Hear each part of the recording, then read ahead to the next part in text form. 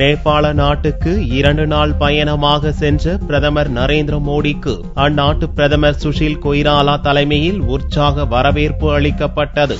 பிரதமர் நரேந்திர மோடி 2 நாள் பயணமாக நேபாள நாட்டுக்கு ஞாயிறன்று சென்றார். தலைநகர் காட்மண்டுவில் உள்ள திரிபுவன் சர்வதேச விமான நிலையத்தில் வந்திறங்கிய மோடியை அந்நாட்டு பிரதமர் சுஷில் கொய்ராலா, துணை பிரதமர்கள் பாம்தேவ் கௌதம், பிரகாஷ் மான்சிங் உள்ளிட்டவர்கள் உற்சாகமாக வரவேற்றனர். விமான நிலையத்தில் 19 குண்டுகள் முழங்க பிரதமர் மோடிக்கு ராணுவ அணிவகுப்பு மரியாதை அளிக்கப்பட்டது. அப்போது இந்திய நேபாள தேசிய கீதங்களும் இசைக்கப்பட்டது.